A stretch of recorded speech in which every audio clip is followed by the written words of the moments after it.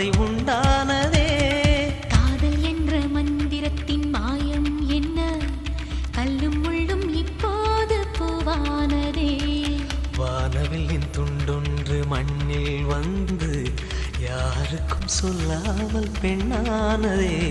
பெண்மே